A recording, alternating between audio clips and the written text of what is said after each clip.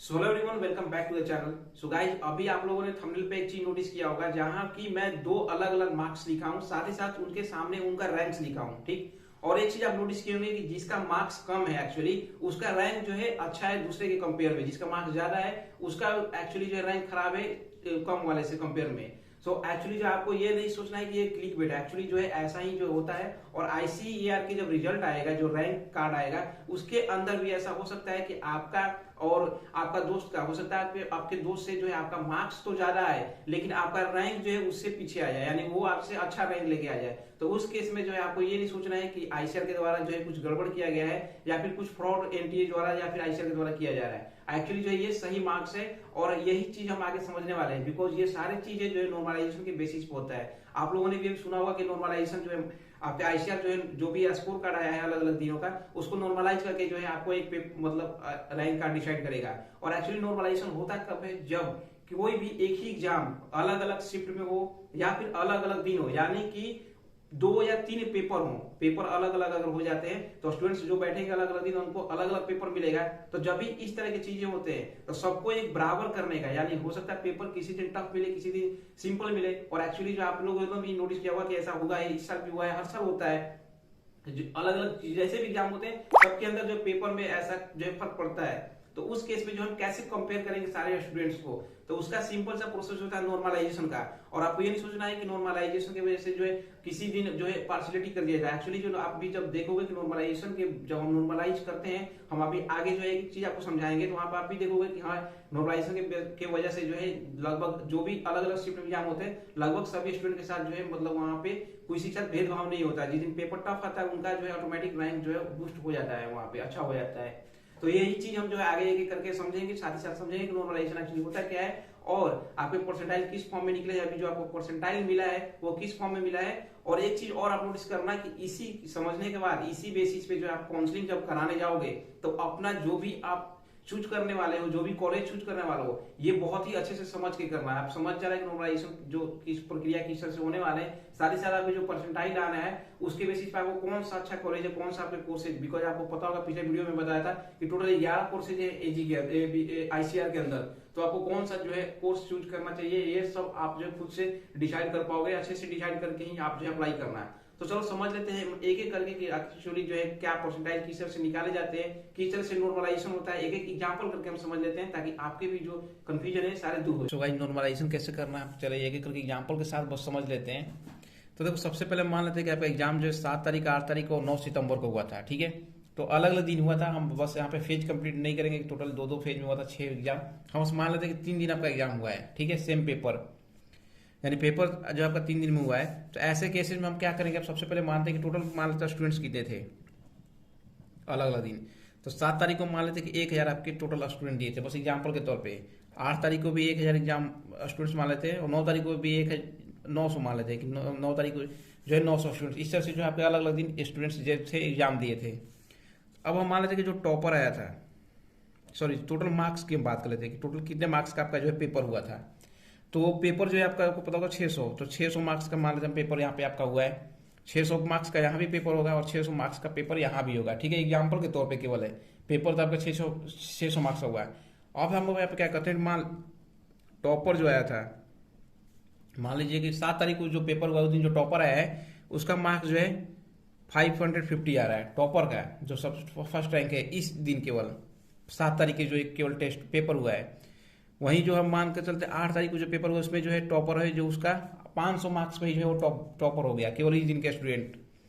और वहीं पर मानते हैं यहाँ पे जो मान लीजिए 520 नंबर पे आया है, ठीक है। ये कुछ हो गया आपके अलग अलग दिन के टॉपर्स के मार्क्स।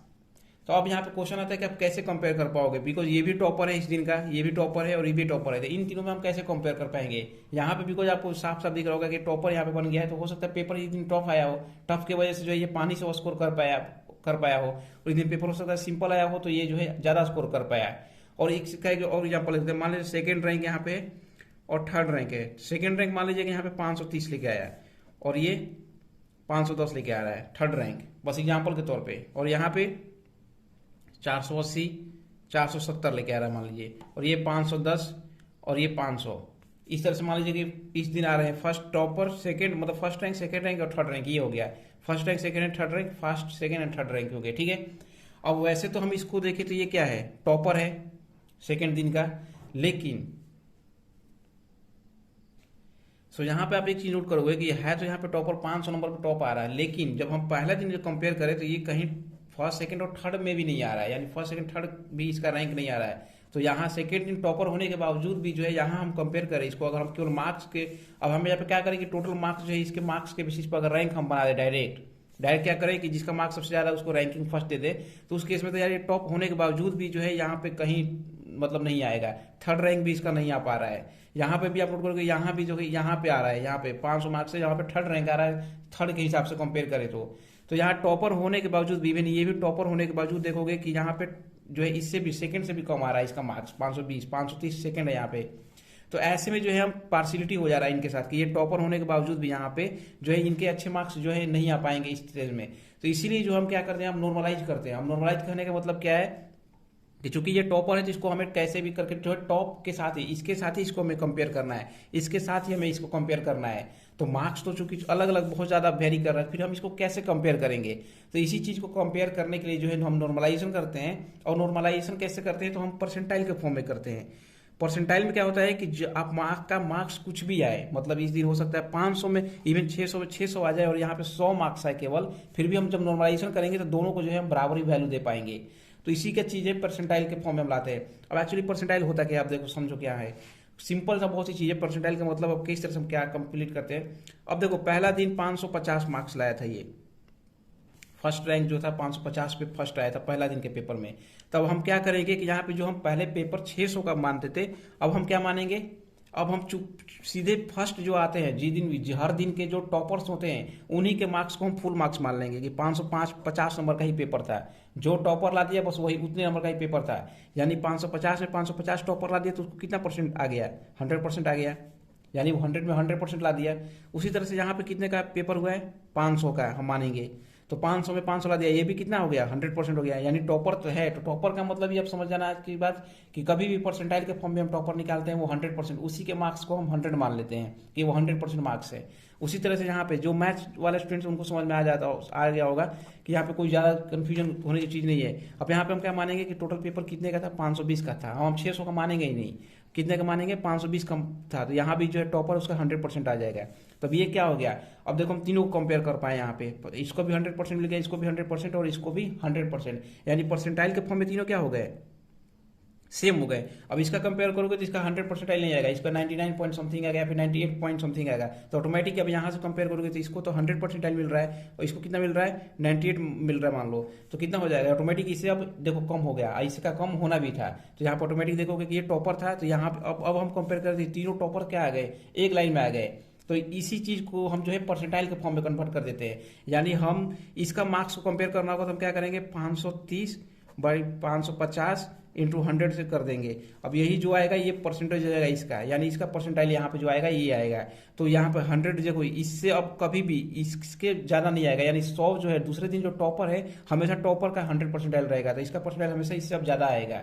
तो इसी चीज को कंपेयर करने के लिए जो है आपका जो मार्क्स है अलग अलग दिन के जो है परसेंटाइल के फॉर्म में कन्वर्ट कर देते हैं। यानी इसको हम 100 मान लेंगे, अब इसके रिस्पेक्ट में इसका जो भी मार्क्स आएगा इसको हम परसेंट में कन्वर्ट कर देंगे, फिर इसका भी मार्क्स जो है इसको 100 मान के इसको कन्वर्ट कर देते हैं परसेंटाइल के फॉर्म में। तो वही आपका जो मार्क्स एक्चुअली अभी दिख रहा होगा वो आपके साथ जितने भी स्टूडेंट बैठे होंगे जो सेम पेपर अटेंड किए हैं वही आपका जो है उसके बेसिस पे आपका परसेंटाइल कन्वर्ट करके दिया है। जो टॉपर का जितना भी मार्क्स है उसी के मार्क्स के बेसिस पे आपका परसेंटाइल कन्वर्ट करके अभी फिलहाल आपको मिला है। अब देखो जैसे, तो यहाँ पे तो आपको समझ में आ गया। अब एक्चुअली जो भी 100 परसेंटाइल मिल गया, अब आपको यही चीज जो है इसी के बेसिस पे जो है आपके मार्क्स बन जाएंगे। अब मान के चलो यहाँ पे क्या है कि कुछ बच्चों का 100 परसेंटाइल आ रहा है, किसी का 99 परसेंटाइल आ रहा है, किसी का 98 परसेंटाइल आ रहा है। अब जो भी अलग अलग दिन हो सकता है, अलग अलग दिन के ये परसेंटाइल हो, लेकिन अब हम क्या करेंगे, ये जो परसेंटाइल है एक्चुअली आईसीआर क्या करेगा, इन्हीं परसेंटाइल को जो है एक जगह पर लिखेगा सारों को और डिसेंडिंग ऑर्डर में लगा देगा, यानी सबसे पहले बड़े को, उसके बाद छोटे, उसके बाद छोटे, इस तरह से लाइन से जो है लगा देगा। जैसे 100 है, मान लेते हैं 99.99 हो जाएगा, 99.98 हो जाएगा, फिर 98 होगा, 97, इस तरह से जो है डिसेंडिंग ऑर्डर में यहाँ पे लगा देगा और इसी को rank 1, rank 2, rank 3, rank 4, rank 5, यानी आप देखोगे यहाँ पे क्या है कि 100 मार्क्स का जो आप भी पेपर आपके 600 मार्क्स का होते थे पहले, अब उसको 100% में कन्वर्ट करके और जो है आपके 100 का बना दिया लगभग, और 100 सबका जो है परसेंटाइल 100 के अंदर में ही आया होगा, 100 से बाहर परसेंटाइल आएगा ही नहीं। तो जो भी परसेंटाइल आपको मिला है अब उसको डिसेंडिंग ऑर्डर में एक्चुअली क्या किया जाएगा कि डिसेंडिंग ऑर्डर में अरेंज कर दिया जाएगा और उन्हीं के सामने जो मार्क्स आपका जो भी आएगा वो लगा दिया जाएगा। ठीक है, तो ये आपको समझ में आएगा कि अलग अलग जो भी परसेंटाइल है, अब जिसके भी 100 परसेंटाइल है वो तो टॉपर है, तो टॉपर को सबसे ऊपर रखेंगे आप 100, उससे जिसका भी 99 आप देख रहे होंगे अभी आ रहा होगा, तो समझ जाओ कि 100 के आपके नीचे आ रहे हैं। उसी तरह से नीचे जो है डिसेंडिंग ऑर्डर में आ रहा है तो वही आपके जो है रैंक बन के आ जाएगा। अब नेक्स्ट क्वेश्चन यहीं पे आप लोग बहुत सारे पूछ सकते हो कि अब जो दो लोगों का अगर बराबर आ जाता है, मान लो कि 100 परसेंटाइल फर्स्ट का यहाँ भी है, इन तीनों में हम कैसे कंपेयर करेंगे जो टॉपर हैं। अब यहाँ तो हमें समझ में आ गया कि मार्क्स तो अलग अलग था, तो मार्क्स तो हमें अब लेना नहीं है, बिकॉज मार्क्स के बेसिस पे यहाँ पे रैंक डिसाइड ही नहीं होगा, परसेंटाइल के फॉर्म में डिसाइड होगा, और इन सभी को हम 100 परसेंटाइल मान लिए। फिर अब इन तीनों में से हम किसे टॉपर मानेंगे, बिकॉज टॉपर तो कोई एक ही होगा। तो इस चीज को लेके जो है अब इसको कैसे हम करेंगे टॉपर मानेंगे। अब देखो इसको कैसे वहां पे बताया जाएगा, तो देखो यहाँ पे क्या है, अब कंसिडर किस तरह से करना है। अब देखो यहाँ पे आप देख सकते हो आपका 7 तारीख का पेपर हो गया, 8 का हो गया, ये 9 का पेपर हो गया, मान लो हम एग्जाम्पल के तौर पे मान, और ये जो टॉपर्स हैं तीनों दिन के, तो तीनों दिन के टॉपर्स यानी 100 परसेंटाइल तीनों का, ये परसेंटाइल है, टोटल परसेंटाइल का फॉर्म। इसी तरह से आपके भी रिजल्ट आए होंगे, आप लोग चेक किए होंगे। तो अब यहाँ पे क्या है, फिजिक्स हम मान लेते हैं, फिजिक्स में क्या है 96.7 परसेंटाइल आया है, इसका परसेंटाइल आपको भी मिला होगा। केमिस्ट्री में जो है इसका ये परसेंटाइल आया है, बायोलॉजी के अंदर ये इतना परसेंटाइल है। तो ये 7 तारीख का जो टॉपर है, 8 का और 9 का। अब एक्चुअली जो है इन तीनों के ही परसेंटाइल 100 है, तो हम इन्हें कंपेयर कैसे करेंगे कि फर्स्ट कौन सा है। तो उसके लिए हम क्या करेंगे, सबसे पहले जो है रूल है, आपको जो है हर सब्जेक्ट का रूल होगा, वहाँ पे रूल है कि सबसे पहले हम उनके कंपेयर करेंगे बायोलॉजी के मार्क्स को, फिर केमिस्ट्री के मार्क्स को, फिर फिजिक्स के मार्क्स को, अलग अलग के अलग अलग। जैसे हो सकता है एग्रीकल्चर वालों में क्या करेंगे, हम एग्रीकल्चर को पहले कंसिडर करेंगे, वही मैथ्स वालों में हम मैथ्स के पहले कंसिडर करेंगे मार्क्स को। तो अगर मान लो कोई बायोलॉजी वाला है, कोई एग्रीकल्चर वाला है, मैथ्स वाला है, तो तीनों को हम पहले कंपेयर करेंगे। तो एक्चुअली जो है अलग अलग सब्जेक्ट का कॉम्बिनेशन आपको वहाँ पर आएंगे, उसके बेसिस पे जाकर कंपेयर किया जाता है। आपको भी पता होगा कि पहले जो है अलग अलग एग्जाम्स में ऐसे कंपेयर होता है, अगर सेम मार्क्स आ जाता है तो वही सेम चीज समझो कि तीनों के 100 मार्क्स आ गए हैं, तो हम यहाँ पे कैसे कंपेयर करेंगे।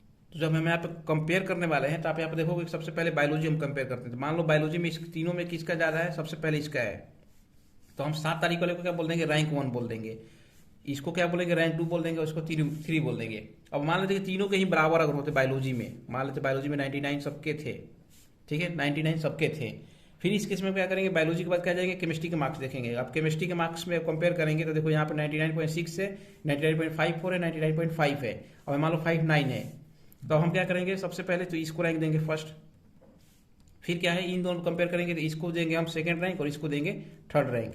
तो इस तरह से जो है आपका रैंक डिसाइड होगा। अगर सेम अगर परसेंटाइल आ जाएगा तो परसेंटाइल सेम आने के बाद हम सब्जेक्ट के मार्क्स को चेक करेंगे उनके, और उसके बेसिस पे जो है हम उनके जो है रैंक डिसाइड कर देंगे। और मान लेते हैं कि तीनों ये भी सब्जेक्ट अगर सेम हो जाते हैं तो फिर हम डेट ऑफ बर्थ चेक करते हैं, डेट ऑफ बर्थ वाला जो है यूज करेंगे, जिसका डेट ऑफ बर्थ जो उम्र में ज़्यादा बड़ा होगा उसको जो है हम पहले रैंक दे देंगे, मतलब अच्छा रैंक उसको दे देंगे तीनों में कंपेयर करके।